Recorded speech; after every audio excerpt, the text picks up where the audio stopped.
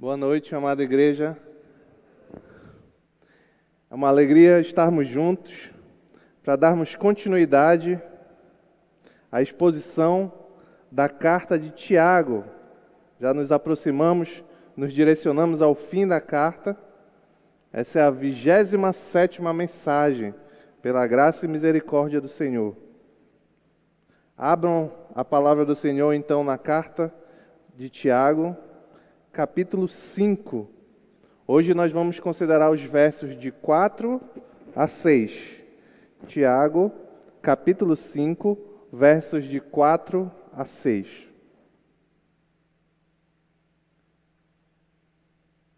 No estudo da criminologia, o estudo sobre o crime, estudamos sobre um conceito interessante, chamado inter criminis. Esse é o nome latim, do conceito, mas que significa caminho do crime.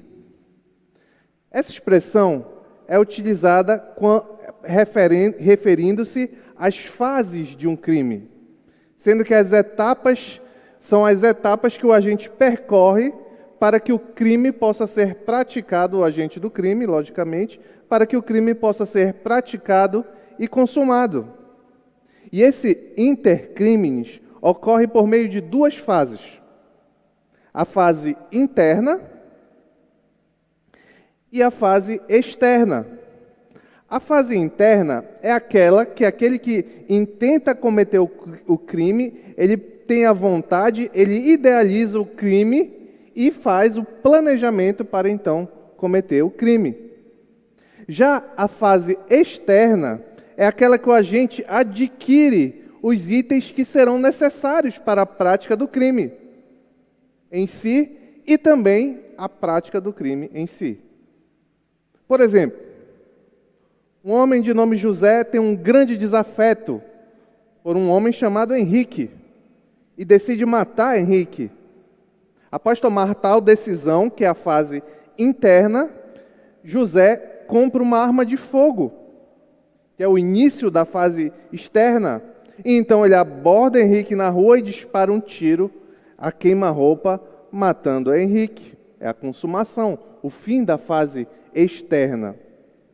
Hoje, na leitura que vamos fazer em Tiago, Tiago vai nos revelar o intercrimes, ou o caminho do crime, ou o caminho do pecado, seguido por aqueles ricos a quem ele se refere na carta. Aqueles que possuíam como Deus a riqueza.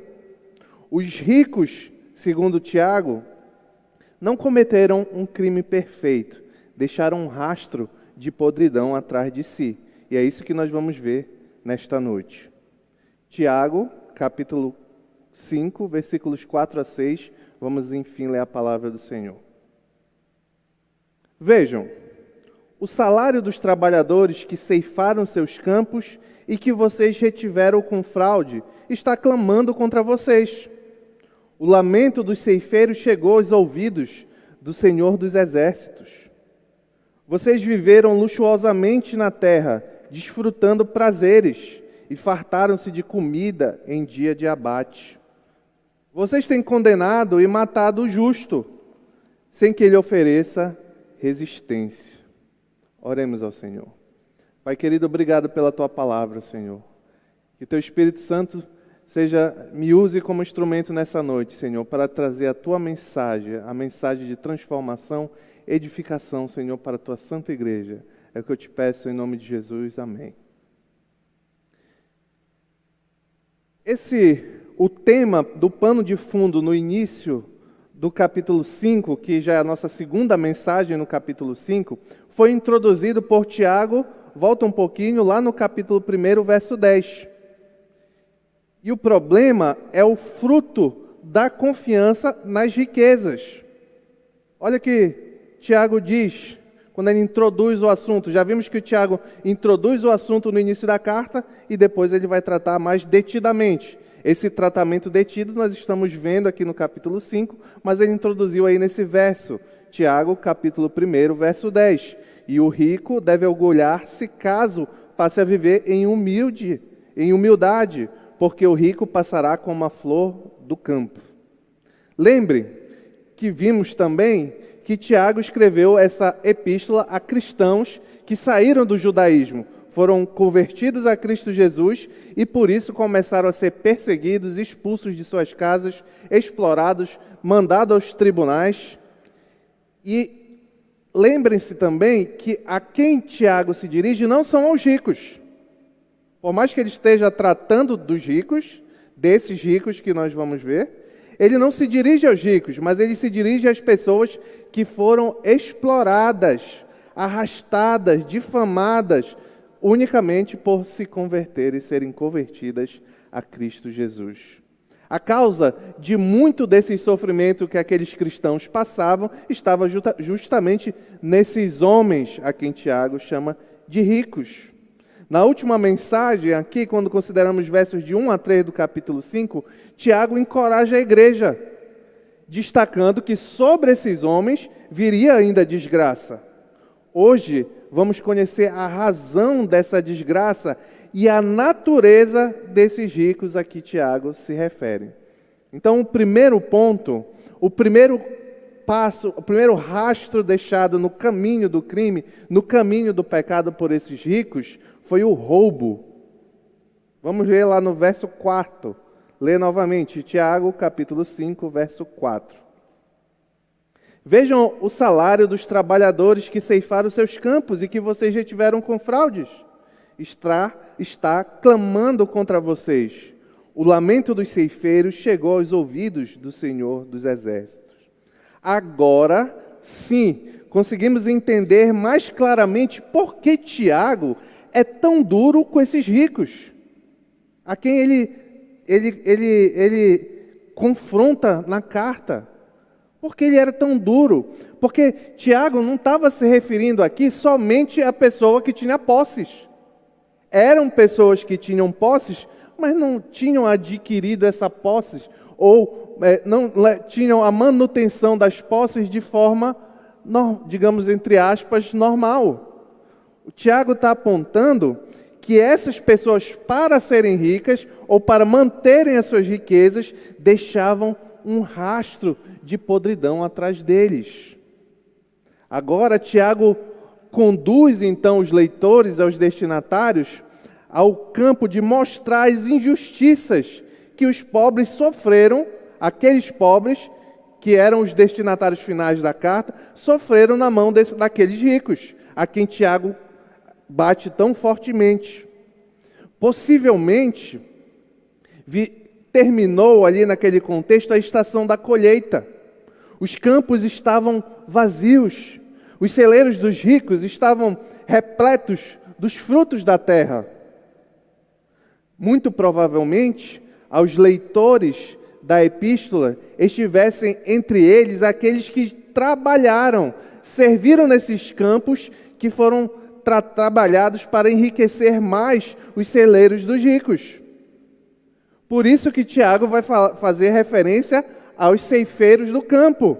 Ele diz, o salário dos trabalhadores que ceifaram seus campos. Os campos cultivados eram cobertos de plantações. E essas plantações eram exatamente nas terras em que eram propriedades daqueles homens ricos. E alguns deles, no contexto da época, alguns desses homens contratavam capatazes. Enquanto eles mesmos moravam em outros lugares, não necessariamente onde era a sede, entre aspas, da fazenda, do terreno lá que eles plantavam, mas ele contratava esses capatazes, administradores, para que esses contratassem servos para trabalhar no campo, recolhendo os grãos, juntando os feixes, amarrando os fardos. Só que aqui que está o problema, aqui que está o crime em si. O pagamento ajustado por esse trabalho, vocês, Tiago acusa, vocês retiveram com fraude. Os empregados que trabalhavam em campos naquela época eram trabalhadores diaristas, que ajustavam com o patrão de receber o pagamento diariamente ao final do dia.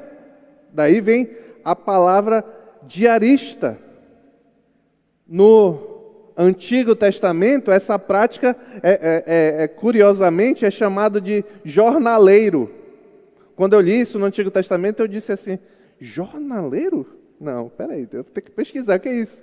E esse jornaleiro é o nome que é dito lá no Antigo Testamento, não é quem vende jornal, mas é quem trabalha como diarista. Esta obrigação que aqueles homens não estavam cumprindo de pagamento não era apenas um direito moral, ou então um direito trabalhista daquela época, mas a própria lei de Deus determinava para os patrões o seguinte, lá em Levítico, capítulo 19, verso 13, diz assim: não oprimam nem roube o seu próximo, nem retenham até amanhã do dia seguinte o pagamento de um diarista. Quem tiver com a versão revista e atualizada, se eu não me engano, esse texto vai estar aqui. Não retém, na manhã do dia seguinte, o pagamento do jornaleiro. Mas eu não tenho certeza absoluta se é nessa versão. A razão para tal mandamento fica mais esclarecida ainda quando nós vamos para Deuteronômio, capítulo 24, verso 14 a 15. Deuteronômio, capítulo 24, verso 14 e 15. Aqui vai estar a razão porque fazia inclusive parte da lei do Senhor que aquele que trabalhasse diariamente deveria receber ao final o fruto do seu trabalho. Está aqui a explicação. Diz o texto: não se aproveitem do pobre e necessitado, seja ele um irmão israelita ou um estrangeiro que viva numa das suas cidades. Pague-lhe o seu salário diariamente antes do pôr do sol. Está aqui, a razão está aí, na sequência. Pois ele é necessitado e depende disso. Senão, ele poderá clamar ao Senhor contra você e você será culpado de pecado. Então nós estabelecemos aqui que na própria lei do Senhor é pecado não pagar aquele que você utilizou a mão de obra e o serviço, conforme ajustado. Naquele contexto agrícola, o ajuste do diarista era ele trabalhava o dia inteiro no campo e deveria receber a paga ao final. Aqueles homens pobres, explorados, expulsos de suas terras, de suas casas, eram altamente necessitados. Por isso que o não pagamento da diária significava que muito provavelmente não haveria comida naquele dia. A estação da colheita normalmente era um motivo de grande alegria e provisão para todos.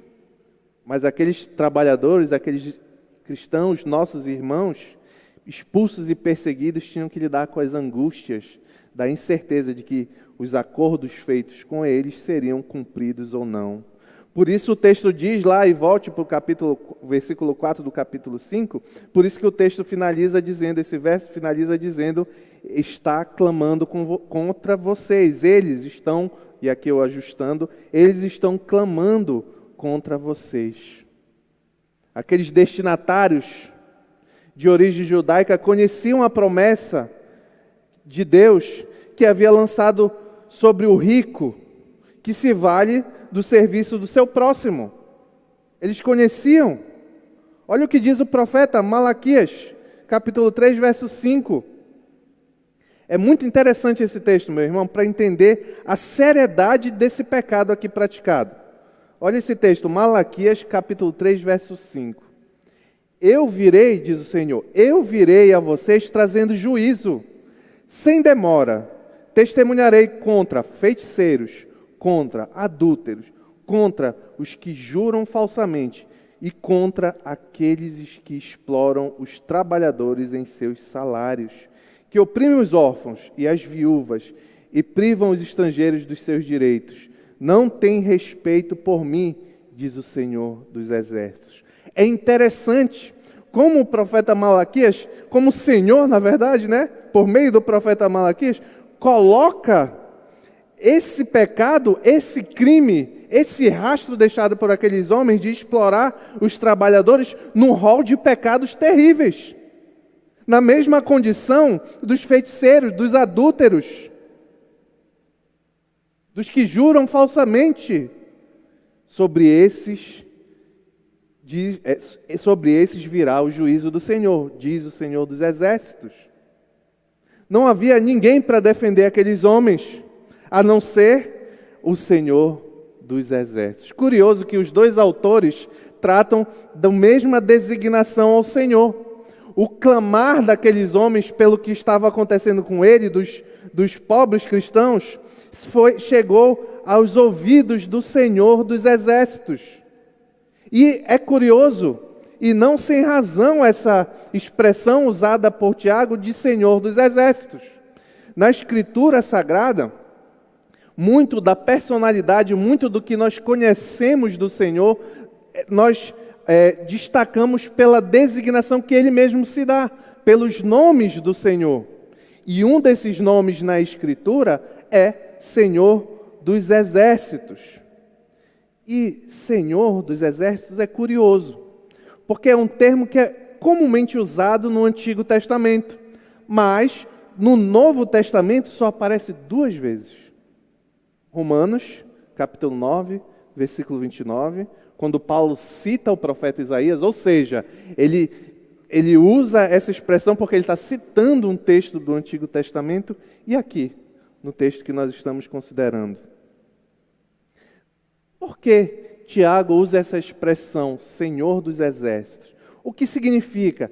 Que conhecimento esse título do Senhor, esse nome do Senhor de Senhor dos Exércitos pode nos trazer? O que agrega? Por que não disse só Senhor? Quando eu estava pesquisando para encontrar essa resposta, eu vi que existe algumas divergências, mas é quase que prioritário hoje em dia pelos estudiosos que Senhor dos Exércitos se refere ao fato de Deus ser o Senhor, o Rei, o Todo-Poderoso sobre os exércitos celestiais, sobre os anjos. E aí isso a gente vê em inúmeros textos, 1 Samuel 4:4, 2 Samuel 6:2, Isaías 37:16, Oséias 12:4-5, Salmo 80, verso 1, 4, 7, 14, 19, e etc. Tem vários textos. Então, quando Tiago traz a designação do Senhor como Senhor dos Exércitos, Rei da Glória, Senhor de todos os seres celestiais, ele está destacando o poder, a glória e a soberania de Deus.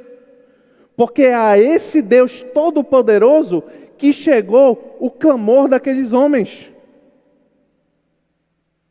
Homens poderosos da época, ricos, proprietários, influentes, etc., estavam explorando eles não tinham chance de reagir.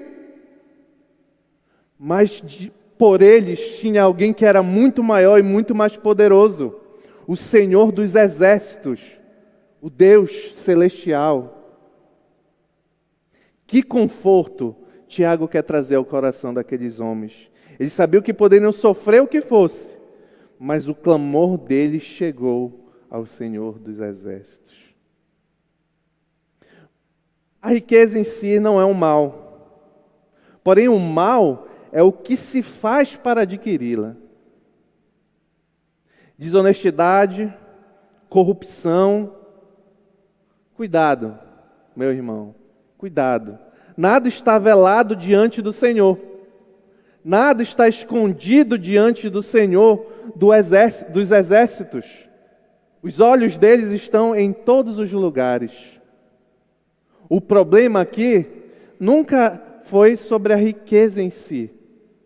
Ser rico em si não é pecado. Pelo contrário, nós vimos domingo passado que o Senhor abençoou alguns homens para serem ricos.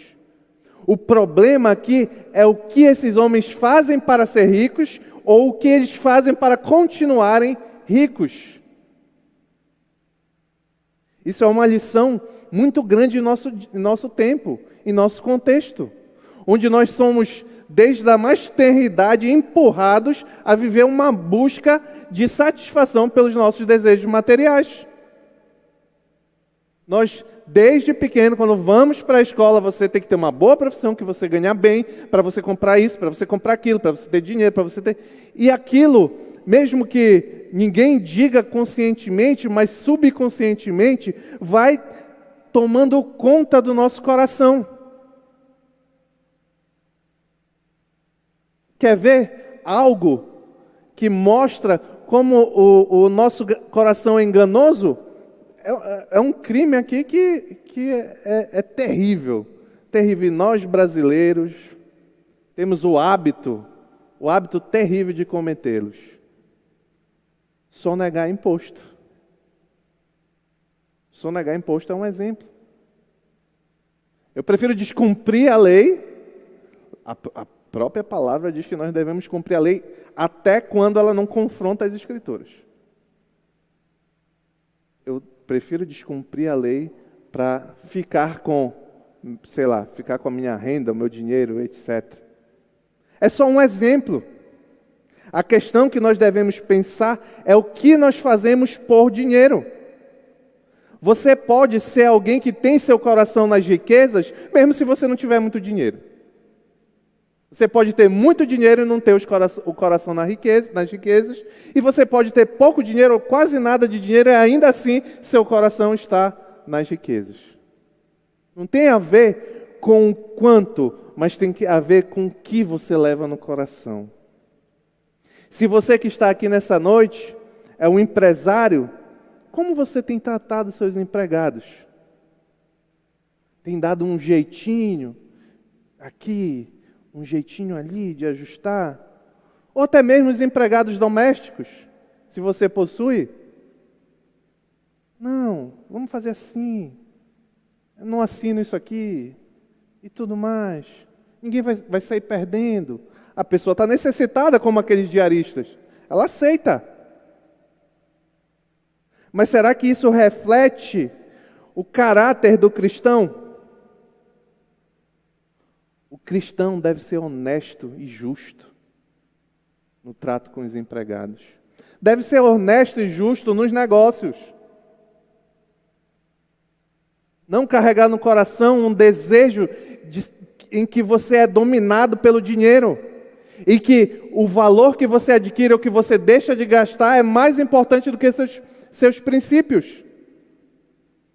Do que obedecer ao Senhor. Agora, você que é empregado, você pode cair no mesmo erro. Sempre dar um jeitinho de tirar uma vantagem do patrão. Na minha experiência como advogado trabalhista, já vi muito isso. É o mesmo pecado. É o mesmo. O dinheiro é mais importante do que eu professo crer, do que os meus valores.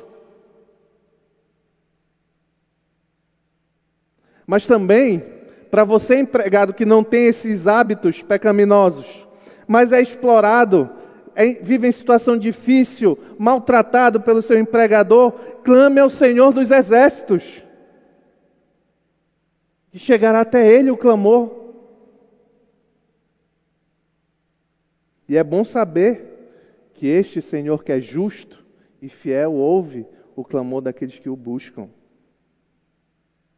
Entre a batalha daqueles homens ricos e a batalha ao lado do Senhor dos Exércitos, eu tenho pena de quem estava do outro lado. Porque uma hora chega. Uma hora, acabamos de ler, o juízo vem. O segundo ponto, o segundo rastro do crime daqueles homens era o desperdício e a luxúria. Vimos que eles não pagavam o que tinham que pagar, ficavam com o dinheiro, certo? E agora a gente vai ver o que é que eles faziam com esse dinheiro que eles ficavam. Lá no verso 5. Vocês viveram luxuosamente na terra, desfrutando prazeres, e fartaram-se de comida em dia de abate. Depois de ter aumentado muito as suas riquezas, os ricos voltaram-se com estas riquezas para os luxos e prazeres pecaminosos. Esses homens podiam comprar todo o conforto. Podiam comprar mulheres. Podiam comprar os juízes dos tribunais que acontecia aqui no contexto. Podiam comprar várias coisas. Só que no meio desse compra geral, praticava um desperdício terrível. Jesus Cristo ilustrou muito bem o destino do homem rico que desperdiçou a vida e as riquezas. Abra a palavra do Senhor em Lucas, capítulo 16. Vamos considerar os versos 19 a 26. Eu vou ler aqui para os irmãos. Lucas, capítulo 16, versos 19 a 26. Escute com atenção se você ainda não conhece essa parábola, muito conhecida. Havia um homem rico que se vestia de púrpura e de linho fino, e vivia no luxo todos os dias. Diante do seu portão fora deixado um mendigo chamado Lázaro, coberto de chagas, feridas. Este ansiava comer o que caía da mesa do rico, até os cães vinham lamber suas feridas. Chegou o dia em que o mendigo morreu, e os anjos o levaram para junto de Abraão. O rico também morreu e foi sepultado. No Hades, no inferno, onde estava sendo atormentado, ele olhou para cima e viu Abraão de longe, com Lázaro ao seu lado. Então chamou: Pai Abraão, tem misericórdia de mim, e manda que Lázaro molhe a ponta do dedo na água e refresque a minha língua, porque estou sofrendo muito neste fogo. Mas Abraão respondeu: Filho, lembre-se de que durante a sua vida você recebeu coisas boas, enquanto que Lázaro recebeu coisas más. Agora, porém, ele está sendo consolado aqui e você está em sofrimento. E além disso, entre vocês e nós, há um grande abismo, de forma que os que desejam passar do nosso lado para o seu, ou do seu lado para o nosso, não conseguem. Qual foi o erro e desperdício desse homem rico? O problema dele não era ser rico, mas aquilo que ele deixou de fazer. O rico nunca amou a Deus, não amou o próximo, não amou a Lázaro. Lázaro tinha que almejava comer o que sobrava no farelo. E aquele homem não dava. Nosso Senhor Jesus Cristo ilustra ainda uma outra parábola, muito conhecida, do filho pródigo, e descreve um jovem imoral, o filho pródigo, que desperdiçou, diz lá em Lucas capítulo 15, verso 13, desperdiçou os seus bens vivendo irresponsavelmente. Desperdiçou a herança que seu pai lhe dera em busca de prazeres. E de acordo com o irmão desse jovem, do filho pródigo, desperdiçou o dinheiro com prostitutas. Está lá em Lucas capítulo 15, verso 30. Era essa a vida que Tiago está destacando que aqueles ricos viviam. Desfrutando dos prazeres, desperdiçando a oportunidade de abençoar aqueles irmãos, inclusive unicamente pagando pelo trabalho que eles realizavam. Observe o que Tiago diz desses homens. Eles fartaram-se de comida, voltando para o nosso texto, eles fartaram-se de comida em dia de abate. E aqui ele usa uma linguagem pitoresca.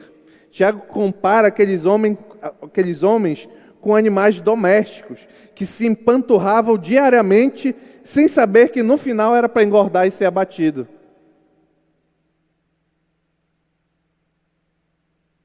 Assim são os ricos que se entregam aos prazeres por meio do luxo, da libertinagem, alheios ao dia do julgamento que se aproxima. Ainda assim, por mais que desfrutem desses pecados, dessa imundície, ainda assim o seu fim é certo e a sua destruição será rápida. Aqui tem várias lições para nós, irmãos. A primeira é que nós não devemos desperdiçar a nossa vida em busca de riqueza material. Apesar de não ser um mal em si, mas que isso não seja aquilo que é mais importante no nosso coração. E como saber o que é mais importante no coração? Simples. Quanto tempo, quanta energia você desperdiça investindo na sua vida material? Quanto tempo, quanta energia você usa investindo na sua vida espiritual? Faça uma breve comparação na sua mente.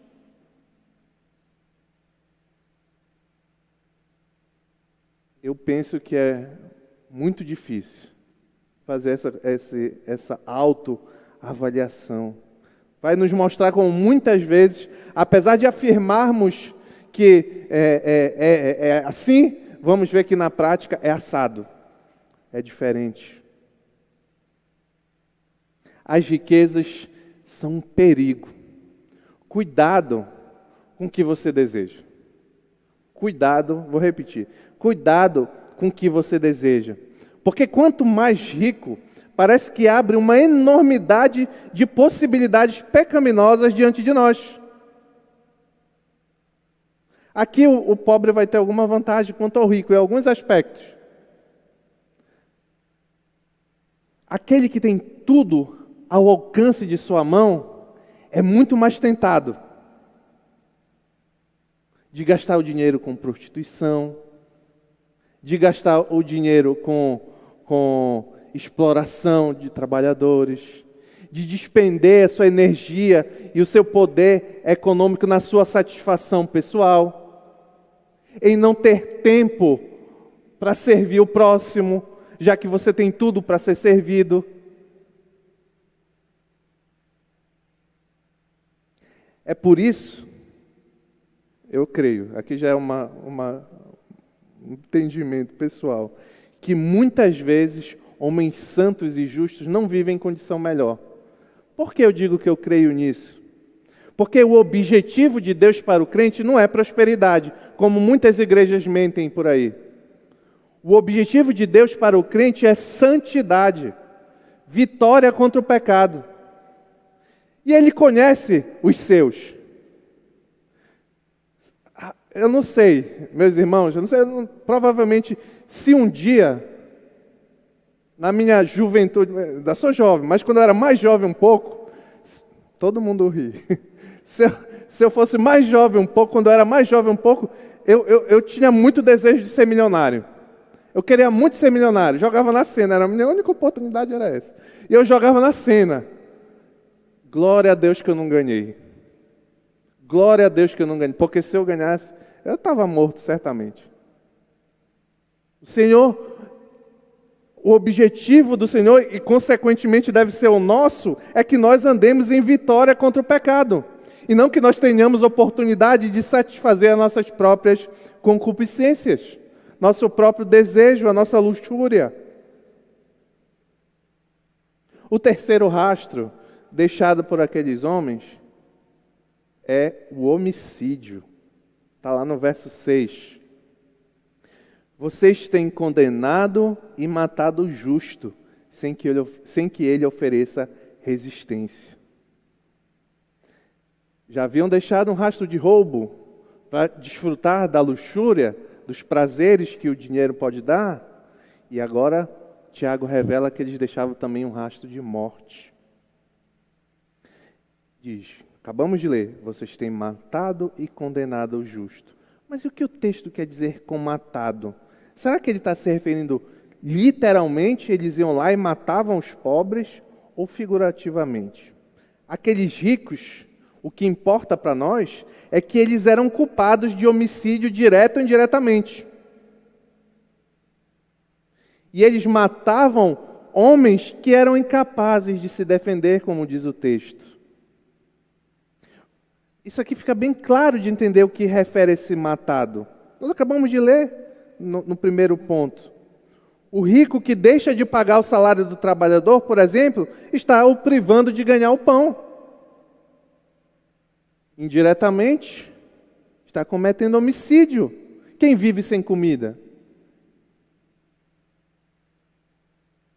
Ao considerarmos os dois verbos aí usados por Tiago, além de matar, condenar, ou condenado e matado o justo, quando ele diz isso, vemos aí uma outra mazela que aqueles homens causavam. E lembrem-se, esse mal todo era contra nossos irmãos. Era contra os irmãos de Tiago em Cristo. É por isso que Tiago está destacando isso.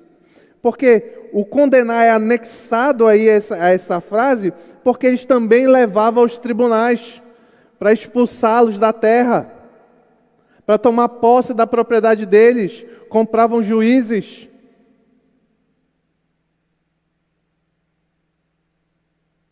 Se isso não é matar, se isso não é condenar, o que importa é que o texto deixa bem claro que eles cometeram homicídios. Lugar e circunstâncias não são reveladas por Tiago, mas é o resultado que interessa. Eles mataram o justo, referindo-se ao homicídio de pessoas inocentes, sem que eles oferecessem resistência. Existem formas de matar sem matar em si, sem assassinar, oprimindo, roubando, corrompendo, etc. Até que ponto, e aqui é a sequência, né?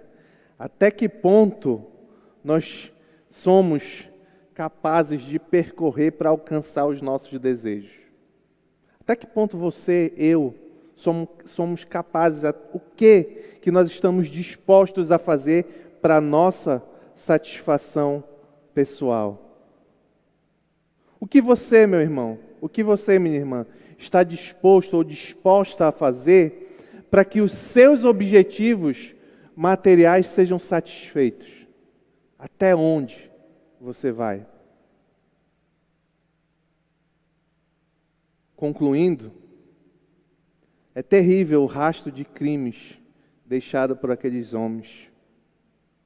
A fonte de bons e maus frutos é a mesma. É o coração do homem. Onde está seu coração, aí vai mostrar em que direção você está caminhando. E coração, biblicamente, não é o local onde você tem o sentimento. Não é. Coração, biblicamente, é onde está direcionada a sua vontade, a sua mente, a sua energia. É o centro do ser humano, quando a Bíblia diz coração. Onde você, o ser como um todo, está centrado em agradar a Deus ou se autoagradar com suas riquezas. Provérbios, capítulo 4, versículo 23 diz: acima de tudo, guarde o seu coração, pois dele depende toda a vida. Onde está o nosso coração, meu irmão? Nós sendo ricos, ricos ou pobres, onde está o nosso coração? Uma coisa eu sei, não pode estar em dois lugares. Jesus Cristo diz em Mateus 6:24, finalizando: ninguém pode servir a dois senhores, pois odiará um e amará outro, e se dedicará a um e desprezará o outro. Vocês não podem servir a Deus e ao dinheiro. Onde está o nosso coração? Se estiver até hoje nas riquezas, arranca do pecado, da imundícia, que você tem levado a uma vida de idolatria. Não estou dizendo aqui para ninguém doar os bens, não. Mas tira o teu coração de lá e coloca em Cristo Jesus. Em nome dele, amém.